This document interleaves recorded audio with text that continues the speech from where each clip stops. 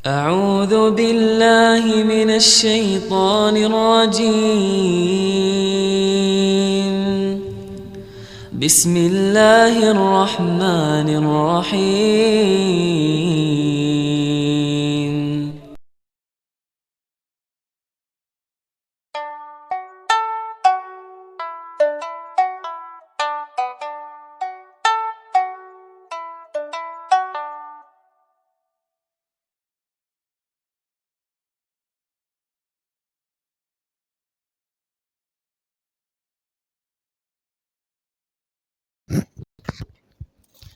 Ini terbatas, ini hanya beberapa, mungkin untuk dokumen masjid ya.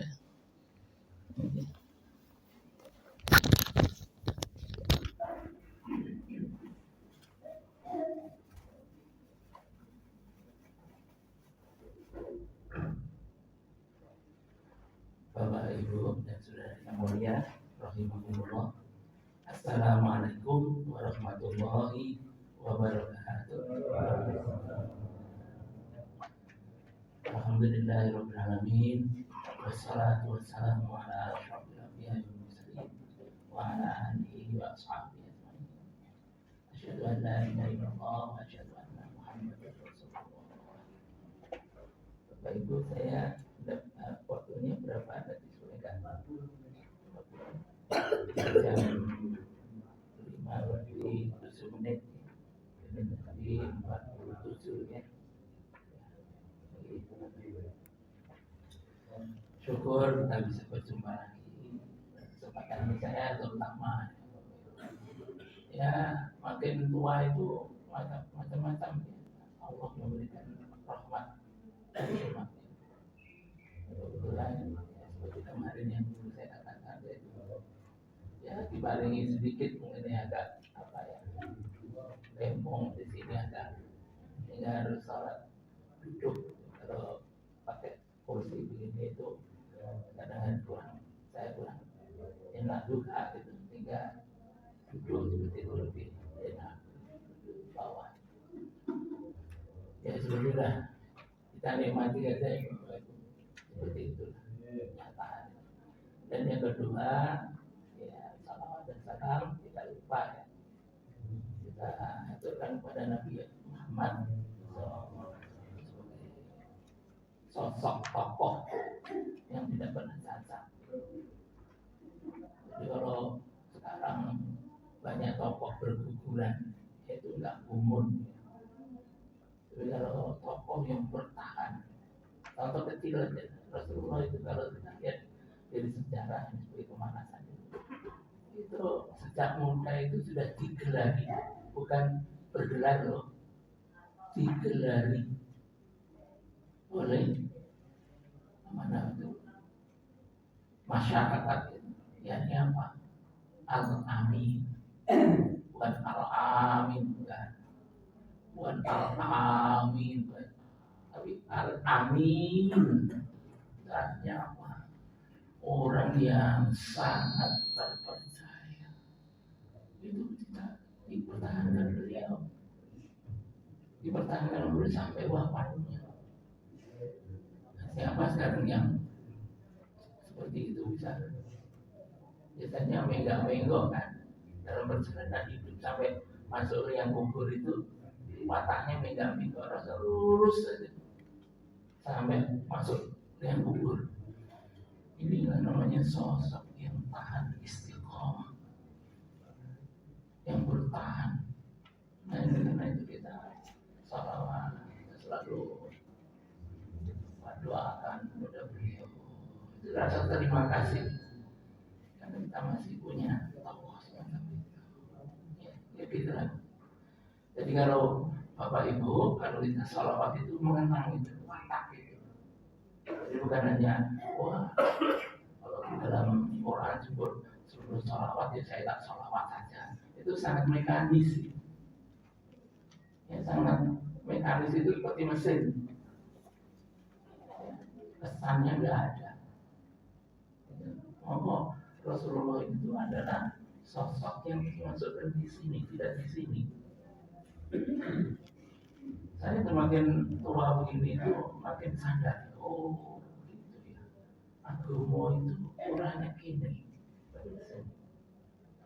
Jadi kalau kita mensalawat pada Nabi, ke sini, bukan di sini. Kalau di sini tuh baca buku itu sekarang bukunya tebal. Baca HP bisa. Apa? Tapi yang penting di sini ya. Sosok Rasul itu kita sholawat itu kenapa? Di sini. Nah, monggo masing-masing kita punya kekuatan keimanan sendiri-sendiri, kekuatan rohani sendiri-sendiri tidak sama. Tetapi kalau kita menyadari betul itu makin mendalam.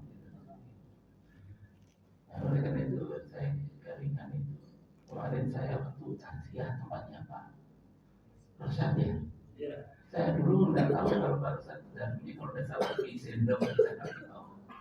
Ternyata di sini saya baru tahu dalamnya di situ lalu saya nyolat di situ. Oh, di sini kok dalamnya Pak Rosyad itu katanya di sini seperti perumahan sendok betul ya sebelah selatan gitu.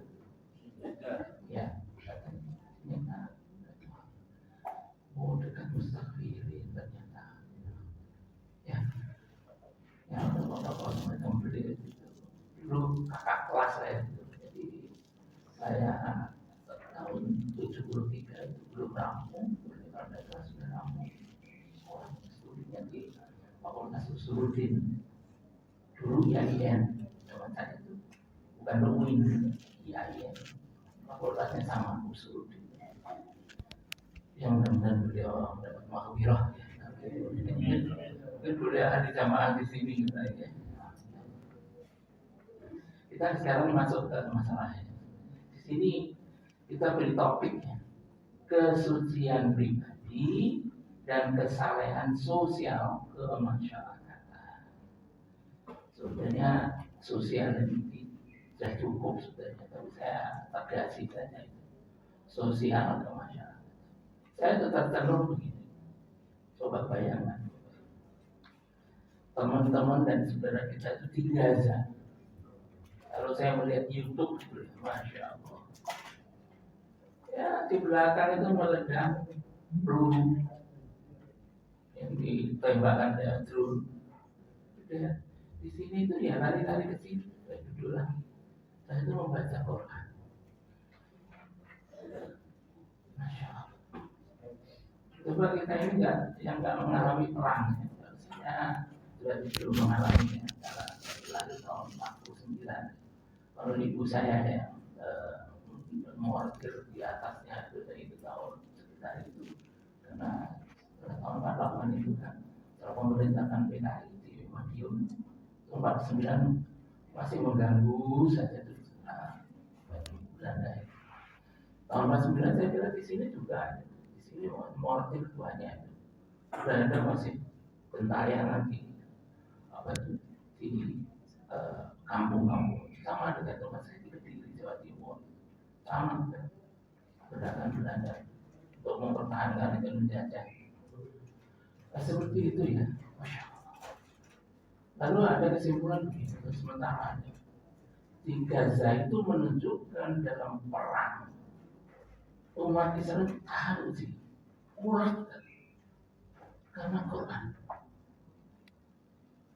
Coba bayangkan, kalau misalnya di timur itu ada meledak, misalnya apa? Bukan bom, tapi apalah kecil ya. Misalnya kita kan sudah bingung pada Gaza itu tiap hari puluhan tahun.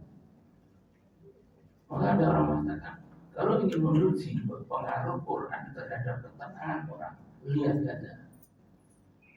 Itu ada nggak teori, fakta.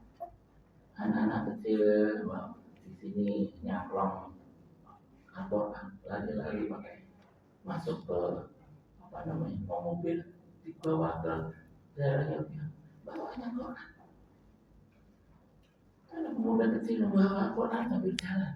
Jangan meledak baru. Coba kita sudah praktek itu ada. Belum kan? Dan ini juga kritik pada diri kita sendiri. Kita tidak ingin ya perang seperti Gaza itu habis-habisan. Masa sebuah tempat yang lebarnya dulu, nah saya singgung kalau tidak salah bulan yang lalu, lebarnya hanya 9 sampai 10 kilometer lebarnya. Seperti ini misalnya lebarnya 9-10 kilometer sini sampai berapa? Kenapa Bapak? Sini 10 kilometer ke utara kita kira-kira sampai di mana? Bukan sampai Pakem ya? Belum. 9 kilometer itu bengkok ke Kaliurang itu apa namanya jalan Kaliurang itu bengkok. Apa itu namanya? Bukan bensin ya. Itu panjangnya kurang lebih 30 kilometer. Mungkin sini sebelah baratnya Klaten. Itu sudah dikepung, hancur semua. Hampir ya, semua itu hancur. Nah, paling tidak ya cacat lah. Ini bangunan. Nah, kondisinya sesempit itu dilawan Israel yang luasnya wilayah, masya Allah. Itu kalau dilihat dari atlas itu kecil aja itu saja. Ukuran. Sekarang dulu orang percaya, Inggris nggak percaya, Perancis nggak percaya, Spanyol nggak percaya, Norwegia nggak percaya, Brazil nggak percaya. Akhirnya sekarang mulai percaya. Ini tenang, ada perjuangannya. Orang diduduk terlalu lumpuh. Nah kita ini dalam zaman agama. Nah kalau begitu apa ya kira-kira ya kita itu lebih bagus itu. Hidup kita itu tidak kalah dengan teman-teman dan saudara kita tidak. Nah saya temukan ini. Ini apa? Hidup kita itu suci ke atas. Tapi kita peka juga ke bawah. Ya, itu istilah saya, kita suci ya. Kita siap berkotor-kotor. Berkotor-kotornya adalah membantu orang. Filosofinya apa? Nah, filosofinya kita ambil aja ini 2 ayat yang nanti ada tambahan belakang. Ini surah Al-Mu'minun, surah ke-23 ayat 1-2. A'udzubillahi minasyaitonir rajim. Qad aflahal mu'minun. Sungguh sangat untung. Qad itu sungguh, aflaha menyebut juga untuk lebih dari sungguh sangat beruntung orang mukmin seperti kita ini. Dalam keadaan damai seperti ini, tidak ada perang seperti ini, tidak ada kerusuhan seperti ini. Apa? Alladzina hum fi sholatihim khosyaun. yakni orang-orang yang mereka di dalam sholat mereka khusyuk. Nah ini kita lihat dari satu aspek saja gimana khusyuk. Jadi kalau sholat kita itu khusyuk, kita itu mendapat apa itu buat keuntungannya luar biasa. Kemudian ayat kedua surah Al-Ma'un ini kita kenal sekali. Surah ke-107 ayat 4 sampai 7. A'udzubillahi minasyaitonir rajim. Bismillahirrahmanirrahim. Fawailul lil musallin. Maka celakalah orang yang ahli sholat. Coba gimana coba? Itu yang ngeritik bukan yang Nabi loh. Yang ngeritik itu adalah Allah. Coba Bapak Ibu kita coba rasakan di sini, bukan di sini. Allah yang menciptakan langit bumi, angkasa luar yang luarnya luasnya enggak keturunan, enggak bisa diukur dengan apa itu numerik hitungan matematik. Siapa yang bisa menentukan berapa triliun kilometer dari sini? Kalau kita menembus ke sana, sigma, tentunya tidak terbatas, nggak tahu. Kepala kita pusing. Kalau mikir apa itu batas sana itu langit itu meritik orang ahli sholat. Kalau di pondok pesantren ini wae itu monggo neraka wel. Kalau di sini kalau dalam kebahasaan maka kecelakaan. Mereka loh, Bapak Ibu. Tidak semacam kesalahan, enggak. Kecelakaan. Coba bayangkan. Maka akan orang ahli sholat. Dan untuk menjadi ahli sholat itu rumitnya luar biasa. Itu apa yang seperti sesungguhnya kan pada kita masing-masing. Yang lainnya tidur dengan selimutnya. Kita masuk ke tempat sholat, ke tempat apa itu taharah wudhu, berpikir itu masih ngantuk, dipaksakan ke masjid. Jangan ya. Sudah ahli sholat begini dikritik gitu. Jangan kalau tidak ahli sholat, kritiknya bagaimana? Lebih berat lagi tau. Wah, ahli sholatnya dikritik ya. Gimana? Coba bayangkan. Dan ini kan katakan adalah alladzina hum an sholatihim sahur, yakni orang yang di dalam sholatnya itu sahur. Sahur mereka itu lengah. Dia mengerti, paham itu Pak, tapi sayangnya lengah. Kalau lengah itu bagaimana begitu? Itu kalau berjalan, ya, kan dikatakan ya hati-hati, ya waspada. Sekarang banyak apa itu kendaraan bermotor.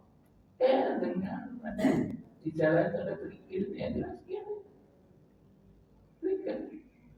Nah berarti itu meleset kita lengah pada kerikil. Jadi orang itu jatuh bukan karena batu besar, betul ya? Orang itu jatuh karena kerikil. Gantung dulu, ngeliur, jatuh. Ini lengah. Sahur orang-orang yang lengah walaupun ahli sholat. Apa yang tinggalnya?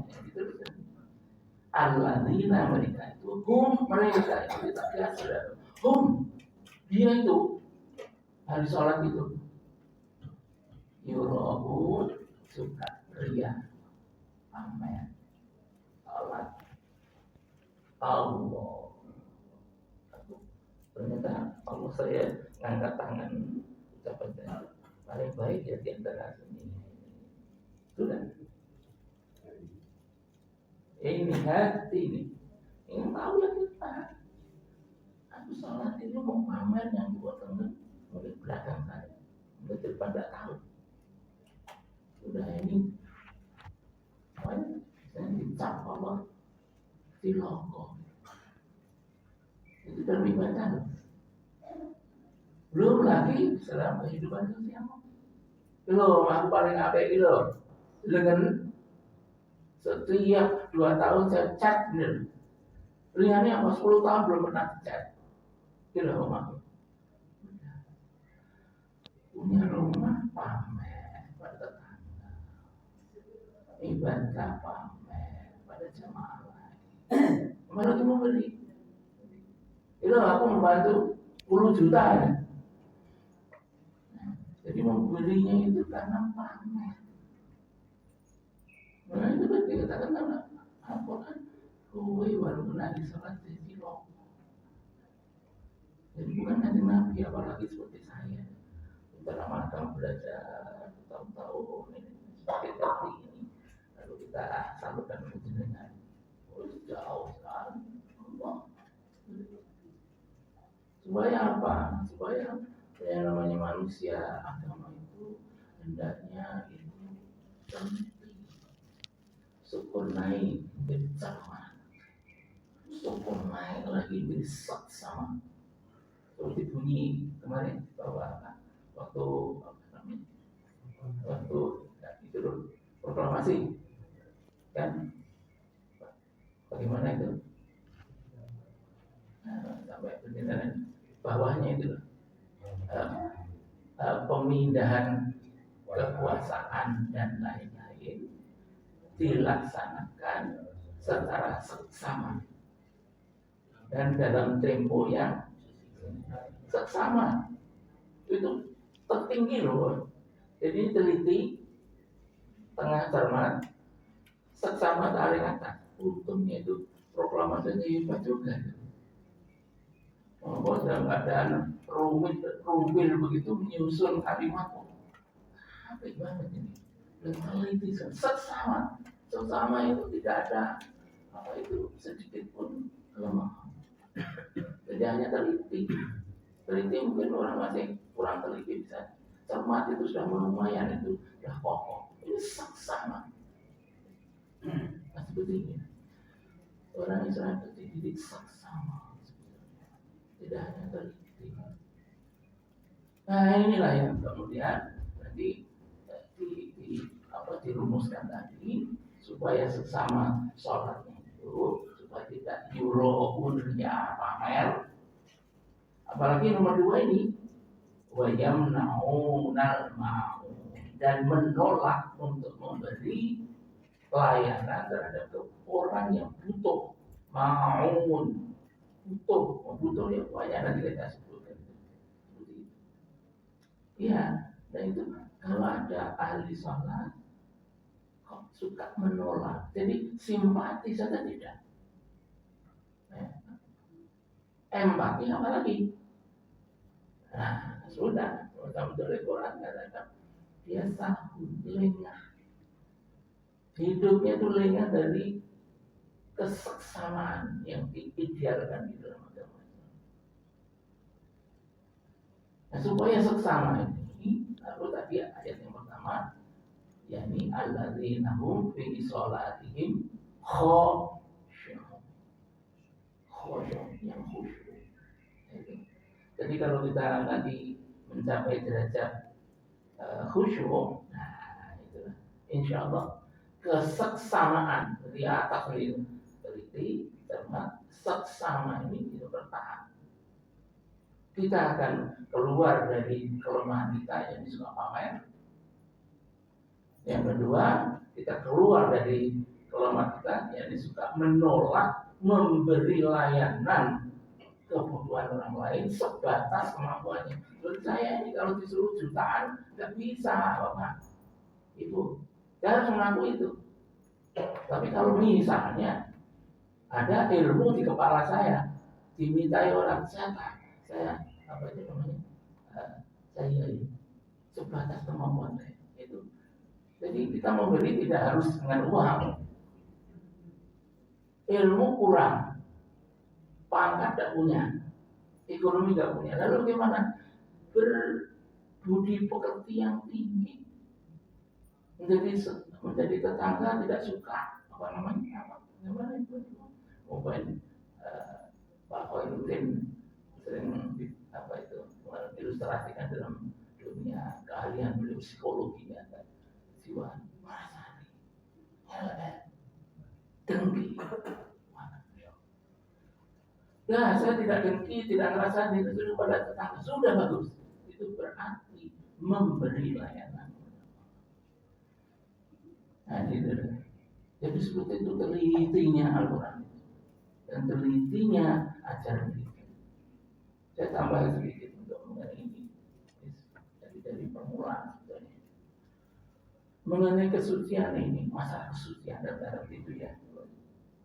Itu semua agama bicara. Apalagi dikaitkan dengan yang kedua, sosial.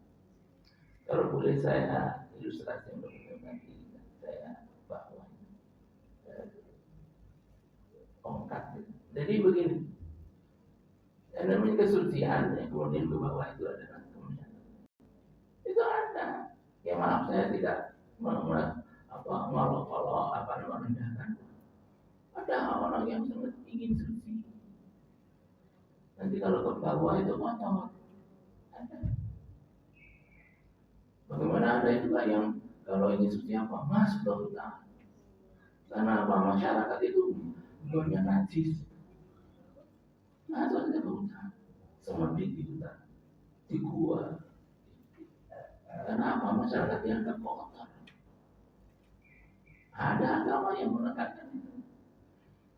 Ada yang menekankan apa? kadang-kadang menikah dulu, punya anak, setelah pada umur tertentu harus meninggalkan rumah tangga, hanya membersihkan hati. Biarlah urusan istri dan anak itu biar aja, itu kotor semua. Saya bakal suci. Hanya. Jadi akhirnya apa? Begini nih, apa itu melenceng, apa itu? Lihat seimbang. Nah, kalau Islam bagaimana? Suci ini harus berkaitan dengan Allah. Lengkap, karena itu di posisinya ya tidak. Inilah dalam Islam begitu. Ada suci, mau berkotor-kotor. Itu masyarakat. Sikapi dengan baik, belalah dengan baik. Nah, kalau prinsip ini dipegang oleh pemimpin-pemimpin sekarang, negeri ini nggak seperti ini. Nah, sekarang begitu belum dasi yang belum punya jabatan. Saya tidak mau orang punya jabatan. Saya pernah jadi pegawai negeri. Enak kalau jabatan itu memang punya kewenangan.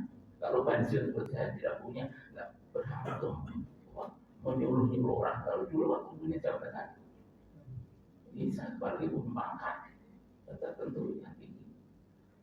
Andai kata kalau dia itu merasa suci dan memikirkan rakyat, sungguhan, jadi hanya bukan lamisan saja, yang mulut. Hebat negeri. Masya Allah. Saya itu sampai punya dosen, tidak usah saya sebutkan pihak itu sekarang sudah wafat. Beliau itu kalau mendapat uang itu dilihat listnya itu, Bapak ini Bapak mendapatkan uang dari kantor apa ya? Coba saya lihat. Dilihat judulnya kegiatan ini. Terus namanya tarik-tarik ke Bapak itu, si A si B. Jadi Bapak di atas ini. Saya tanya kepada kamu yang pegawai,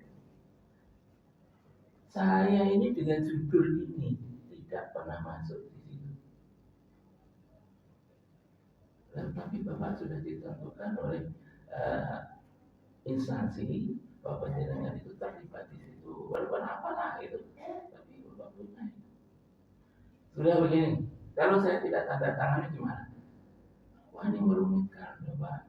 Merumitkan daftar ini nanti ke bagian keuangan. Sudah begini aja jalan keluarnya. Tak tanda tangani duit ini gunen boy. Silakan pakai. Itu sama hidup sampai wafat. Saya kagum belajar sampai sekarang. Coba bayang. Nah sekarang kalau tidak, alhamdulillah itu duit ini. Bukan hanya itu, seharusnya bukan haknya, malah digaruk bisa. Istilahnya apa monggo benar. Saya tidak usah ngomong sampai itu sudah sangat terkenal ya di Indonesia kasus itu. Bukan hanya diambil, yang penting apa? Ini berduduk, istri saya bisa beli berlian, anak saya punya mobil satu-satu. Kalau rakyatnya menjadi, kamu dulu kan dipilih, sekarang apa itu? Sekarang sudah berdasi, lebih ganteng, lebih pakai parfum, mobilmu tidak murah. Terus sekarang kalau waktu ingin berusaha misalnya, kamu datang ke pasar-pasar, cari yang mahal, setelah dicoblos, Anda tahu siapa yang beri kekuasaan. Dan begitu itu sekarang kepala saja dipakai, tidak ini.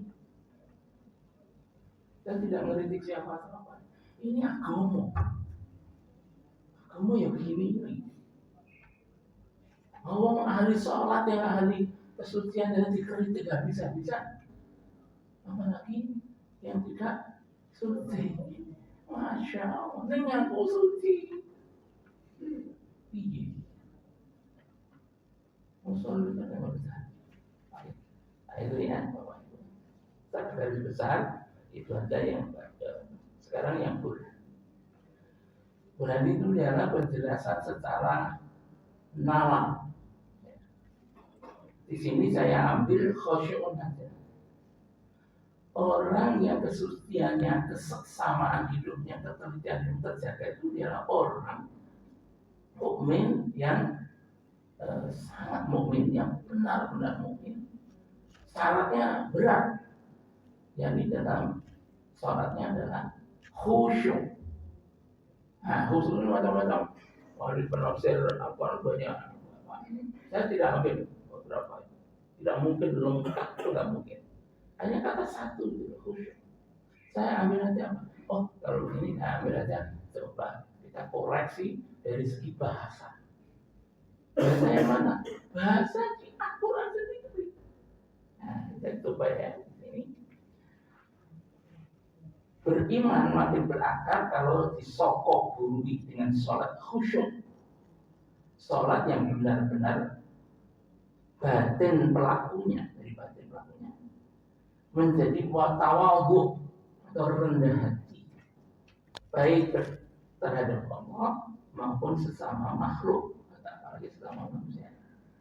Yang secara utuh digambarkan Al-Quran dengan kode pemakaian huruf. Coba ini huruf dipakai kan. Contoh misalnya dipakai huruf ba. Ini sudah dalam surah Maryam, surah ke-19 ayat 3. Artinya tekanannya itu ialah kewajiban. Nah, ayatnya di sini saya sebutkan ya. Saya baca ayatnya. Nanti Bapak Ibu bisa melihat sendiri. Surah Maryam itu ini. Wa ja'alani mubarakan aina ma kuntu wa awsani bis shalah. Bis shalah. Itu tekanan artinya orang khusyuk itu apa? Tekanannya adalah dia itu merasa wajib salat itu. Suka dan suka, senang orang senang, ngantuk orang ngantuk. Pokoknya itu wajib itu masuk. Bisa senang orang senang. Kalau ingin khusyuk, ya semuanya ya apa yang mau khusyuk. Coba bayang. Nah, sekarang kita melihat salat itu merasa kewajiban atau tidak, atau bisa dieliminasi, diamandemen, ya, bisa dikurangi sedikit-sedikit. Nah, kalau tidak ya, tapi tidak bisa mengatakan kita khusyuk salatnya. Kemudian yang kedua, dengan huruf ala dalam surah Al-Ma'arij, surah ke-70 ayat 23, tekanan artinya itu Pak, disiplin. Jadi kita lihat ayatnya. Surah Al-Ma'arij ya. Mungkin Bapak Ibu bisa melihat di HP-nya ya. Surah Al-Ma'arij surah ke-70 ayat 23 itu. Alladzina hum ala sholatihim daim. Ala. Kalau tadi bi. Yang kedua ala. Apa arti ala di sini menurut bahasa? Apalagi dikaitkan dengan ayat ini. Ya ini apa? Di sini disebut dengan disiplin. Jadi orang-orang yang pada sholat itu disiplin. Waktunya salah, waktunya kerja. Nah, begitu. Sudah merasa wajib, terus disiplin. Kemudian yang ketiga, kata ilah dalam surah Al-Maidah, surah ke-5 ayat 6. Tekanan arti dari ilah ini adalah tertib tata cara pelaksanaan. Coba bayangkan. Jadi tertib. Jadi kalau sholat ya atau harusnya wudhunya dijaga. Najis dan seluruhnya persyaratan untuk masuk ke wudhu dan dijaga. Setelah wudhu masuk ke masjid, ada yang sholat sunnah, ada tahiyat di masjid, dan silakan. Tertib sampai akhir salat. Sudah merasa wajib, sudah disiplin, terus kemudian tata caranya itu urut, tidak meloncat-loncat, tidak dikurang-kurangkan, tertib. Ini di dalam bahasa Al-Quran disebut dengan kata ilah. Nah, bagaimana ayatnya? Ayatnya Tidak ada.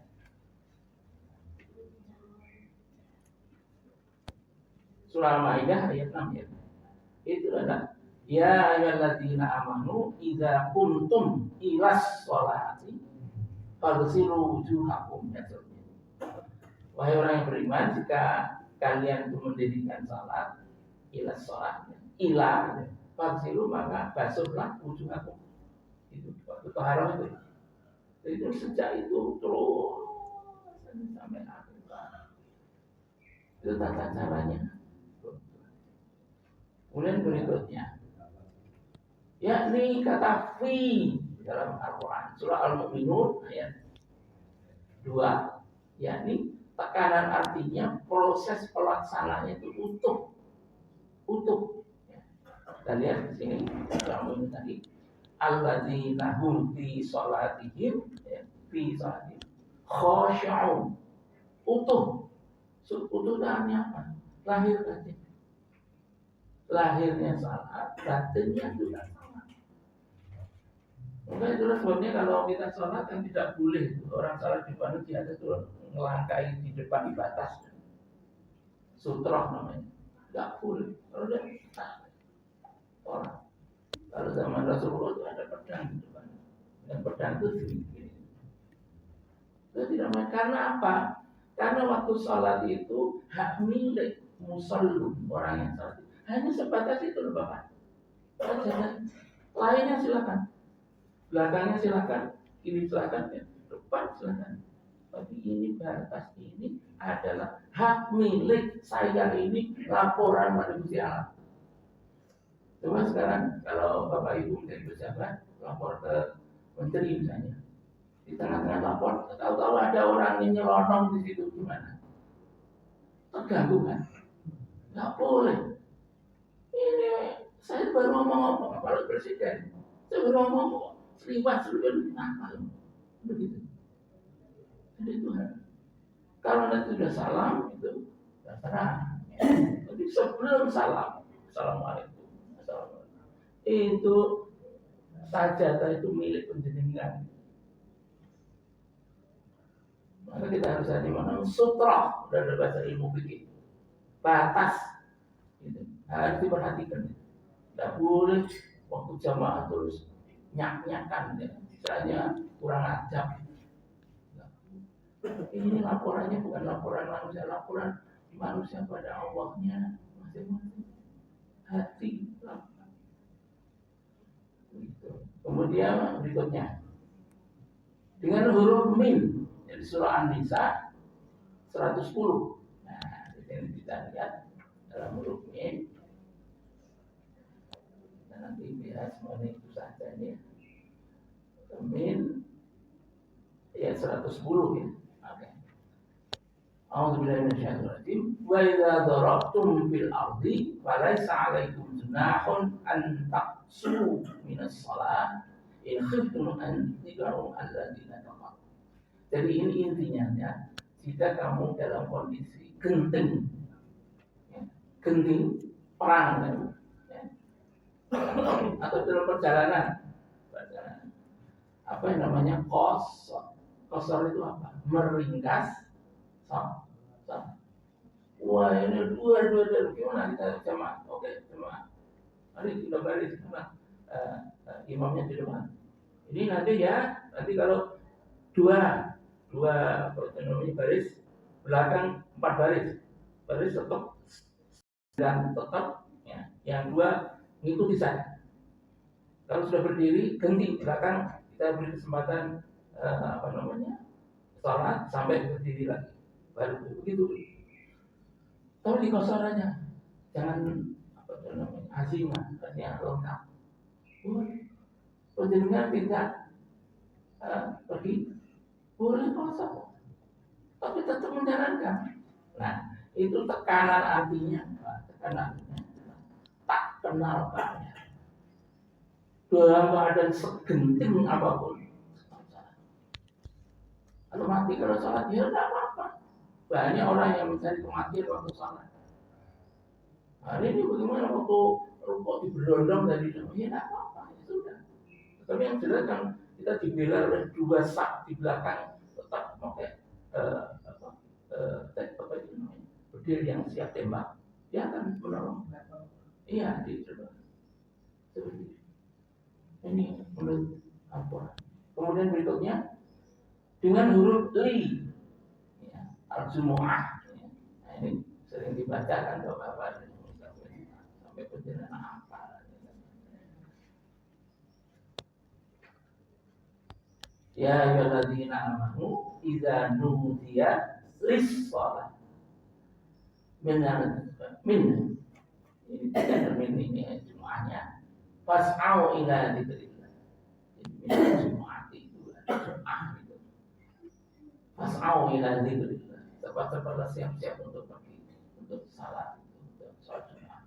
Jadi kata-kata ini nudiya lis-shalah menunjukkan apa? Kalau ada ajaan harus peka. Allah berinya ini apa? Nah, saya oke lah kita siap-siap untuk salat. Nah, seperti itu. Paling tidak ada apa ya? Ada apa ya? Kepekaan untuk ajaan. Dalam Quran disebut dengan kata lam atau huruf lam. Tekanan artinya adalah semangat menanggapi ajaan dakwah. Dakwahnya apa? Sholat. Yang terakhir huruf an. Nah ini dia. An ini surah Al-Maidah ayat 91. Saya baca ada. Qad aflahal mu'minun tadi sudah ya. Innama yuridu syaitan ayyuqi'a bainakumul adawata wal baghdha'a fil khamri wal maisiri wa yasuddakum an dzikrillah wa 'anis shalah. Saya potong saja. Innama yuridu syaitan. Sebenarnya yang dikehendaki setan itu apa? Setan itu kan tidak di sini setan. Ini ada para ulama yang terang. Tapi sebetulnya yang bergerak-gerak kolibu itu yang mulutnya, hati ini. Jadi apa itu ngeributi di sini nih setan. Apa yang dikandai? Saya potong saja. Wa yasuddakum an dzikrillah ya. Supaya orang tidak mau berzikir pada Allah, wa anis-shalah dan lengah di dalam salat. Tetapi lengahnya apa? Ahli salat suci sebenarnya, tapi dia suka pamer kelemahannya. Yang kedua adalah tidak suka membantu. Itu yang menerima. Seorang sholat usah bantu uang. Aku hartamu mantaman kurang, aku nggak bisa menambah lagi marah. Itu.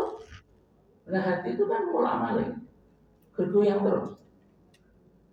Maka ditekankan seperti itu. Maka ini yang kalau kita tegasi lagi, ya ini dalam soal mau itu sahur lengah. Nah, oleh karena itu Bapak Ibu sebagai mohon maaf dua menit lagi. Jadi kelengahan ini bagaimana ya Bapak Ibu? Barang-barang janganlah kita dengan orang dasar teman-teman ya. Perang, lalu kena apa senjata atau peluru yang drone itu atau hancur. Itu saja Quran dibuka. Sudah mati kawan ini sudah. Karena gimana saya tidak bisa keluar ke Mesir, saya tidak disukai. Apalagi daerah Israel ke utara ya di ke Lebanon juga bisa dikunci. Bagaimana ya sudah.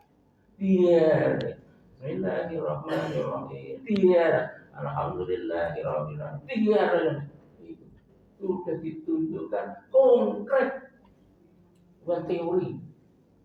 Lalu kita yang kami itu apa yang kita gul-gulkan supaya agak seimbang lah dengan teman-teman yang depannya kematian tapi Quran. Ya damainya kita salah. Ini baru satu saja. Salat khusyuk. Syaratnya apa? Menghindari kelengahan. Yang apa?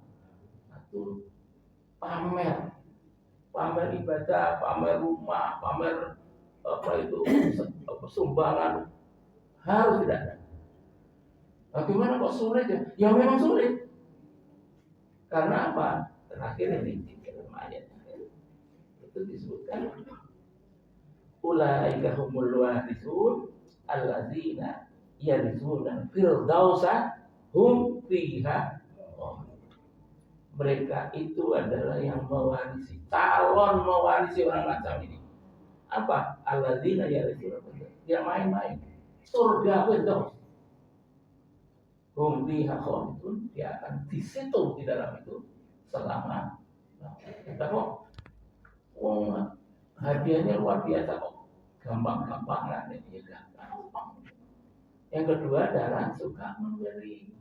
Memberi tidak ada dari ibu-ibu, terutama kadang-kadang ibu, waduh aku gaji duit, nggak usah soal duit. Membantu orang itu mulai dari yang sederhana, banyak senyum ibu. Terutama ibu-ibu kalau jualan bagaimana ibu? Berengut. Berengut nanti tinggalkan ya, nggak mau. Kalau jual kalau terang gitu, repot. Berilah mereka apa itu? Senyum. Bagaimana Bu? Rasanya nopo Bu? Senang kan? Senyum itu memberi, melayani, tapi merengut. Berikan itu tidak melayani. Kan gampang. Apalagi penjenengan bisa berjuta-juta membantu. Berjuta rupiah maksud saya, sampai miliaran. Alhamdulillah. Tapi tidak usah dipamer-pamer. Jadi siap memberi, tapi dengan bahasa medis ini kalau simpulkan itu, mari bareng-bareng saya. Saya itu sama sekali di mana-mana saya mengatakan saya tidak ingin menekan orang terus menilai. Kowe kaya ngono, aku ora kaya. Itu larangan keras bagi orang-orang yang itu mengerti. Hanya dikatakan ini loh, kalau begini nanti hasilnya ini, kalau tidak ini hasilnya ini. Sudah, mau silakan nilai. Orang mau terima monggo, mau terima monggo, itu yang benar. Makanya kalau ada di khutbah itu lalu menilai, saudara-saudara, jangan kiranya saudara begitu. Kalau sudah mengatakan jangan, kamu harus konsisten. Itu berat gitu. Jadi makanya kalau mengatakan sebaiknya itu kita bareng-bareng seperti ini, hasilnya seperti ini. Sama ini, mari bareng-bareng di samping kita itu suci, yang sholat, harus sholat. Tapi kita itu peka menghadapi orang banyak dengan berkotor-kotor di tengah. Insya Allah itu lengkap. Demikian saja, terima kasih Bapak Ibu. Mohon maaf jika kata-kata saya mungkin saya tekan-tekan dan itu mungkin nggak enak di hati dengan saya minta maaf. Tapi untuk meyakinkan tadi, terima kasih. Mudah-mudahan kita tetap biasanya di sini kalau mengakhiri Pak MC atau saya kita mari kita doa kafatul majelis. Subhanallahumma wa bihamdika asyhadu an la ilaha illa anta astaghfiruka wa atubu ilaik. Assalamualaikum warahmatullahi wabarakatuh.